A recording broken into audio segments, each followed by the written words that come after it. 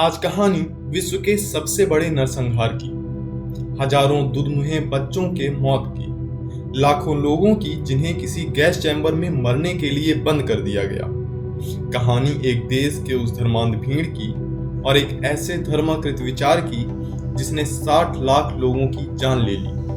नमस्कार, मैं हूं मयंक चौहान और आज हम बात कर रहे हैं जर्मनी से शुरू हुए उस नरसंहार की जिसे आप द होलोकास्ट नाम से जानते होंगे। More than 4 million men, women and children were scientifically murdered by gassing. Adolf Hitler began to bully and persecute the Jewish population in Germany. The Nazi, the political party Hitler started, held the belief that the Jews were inferior beings and thus threatened the Nazis' concept of racial purity. 1933 का साल भारत गांधी के नेतृत्व में स्वतंत्रता के लिए संघर्ष कर रहा था। विश्व की राजनीतिक परिस्थितियां बदल रही थी। प्रथम विश्व युद्ध खत्म हो चुका था, पर जर्मनी सरकार की बागडोर एक ऐसे व्यक्ति के हाथों लग चुकी थी जो जल्द ही दूसरे विश्व युद्ध का बिगुल फूंकने वाला था। जी हां, हम बात कर रहे हैं हिटलर की, पर विश्व युद्ध की वजह से नहीं, बल्कि एक ऐसे नरसंहार की वजह से जिसने मानवता के सभी विचारों को दूषित कर दिया। एक ऐसा विभत्स और क्रूर सांप्रदायिक निर्णय जिसने यूरोप की 1/3 जीव आबादी को खत्म कर दिया। इस स्टेट स्पॉन्सर्ड किलिंग को समझने के लिए हमें 2 बातों पर ध्यान देना होगा। पहला ये कि हिटलर को ज्यूज से इतनी नफरत क्यों थी। दूसरी ये कि जब जर्मन सरकार ज्यूज को मार रही थी और उनका परसिक्यूशन हो रहा था, तब जर्मनी के लोगों ने इसके खिलाफ आवाज क्यों नहीं उठाई। पहली वजह को समझने के लिए हमारे पास सबसे सटीक उत्तर यह है कि हिटलर रेशियल सुपीरियॉरिटी में भरोसा करता था। उसके मुताबिक जर्मन्स आर्य थे जो कि जर्मनी के ओरिजिनल रेसिडेंट थे, जबकि ज्यूज लोअर रेस के लोग थे जिन्हें जर्मन्स के साथ बराबरी में रहने का कोई अधिकार नहीं था। इसलिए जब जर्मनी में 1933 के साल हिटलर चांसलर बना तो उसने कंसंट्रेशन कैंप्स बनवाने शुरू कर दिए, जिनका शुरुआती उपयोग हिटलर के राजनीतिक प्रतिद्वंदियों को ठिकाना लगाने के लिए किया जा रहा था। ये वो समय था जब ज्यूज परसिक्यूशन की शुरुआत हुई। इस नरसंहार के पहले दौर में हिटलर ने ज्यूज को जर्मन सोसाइटी से सेपरेट करना शुरू किया, जैसे उन्हें कॉलेजेस और यूनिवर्सिटीज से निकाला जाने लगा, उनके बिजनेसेस को निशाना बनाया जाने लगा। नाजी पार्टी की अपील पर लोगों ने उनके बिजनेसेस का बहिष्कार करना तक शुरू कर दिया था।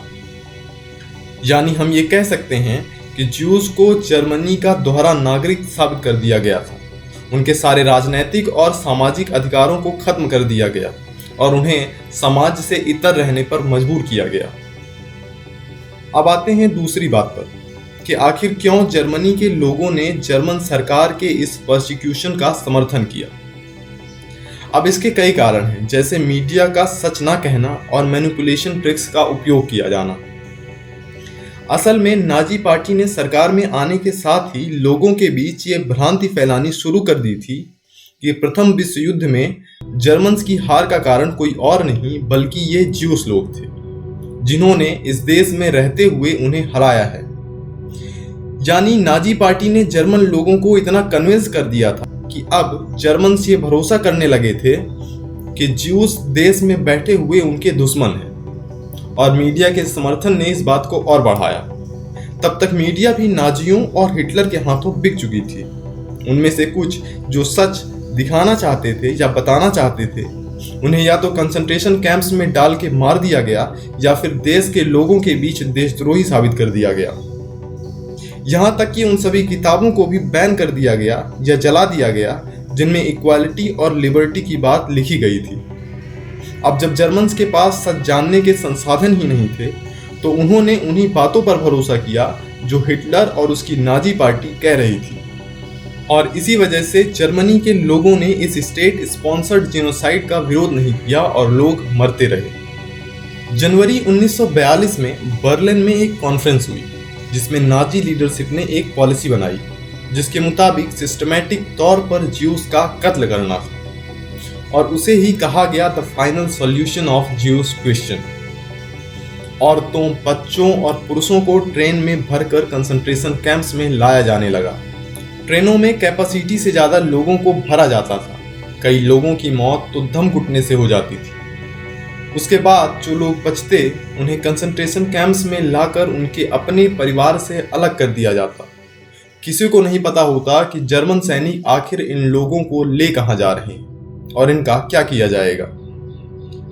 जो लोग हट्टे कट्टे और मजबूत होते उन्हें बिना खाना और पानी दिए अमानवीय स्थितियों में काम करवाया जाता, जिसकी वजह से उनमें से कई की मौत कुपोषण और बीमारियों से हो जाती।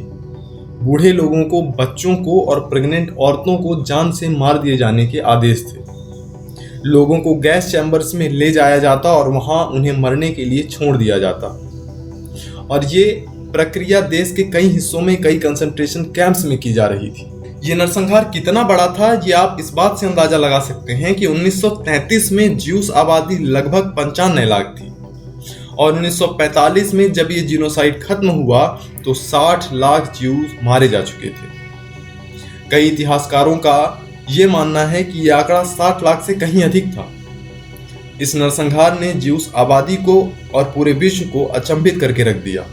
1945 में जब हिटलर ने खुद को गोली मारी और जब ये नरसंहार रुका, तब तक जो बचे हुए और भागे हुए जिंदा बचे ज्यूस थे उनमें इतना डर आ चुका था कि उनमें से ज्यादातर दोबारा कभी वापस लौटकर अपने घर जर्मनी नहीं गए और इस तरह एक तानाशाह की सनक ने लाखों लोगों की जान ले ली।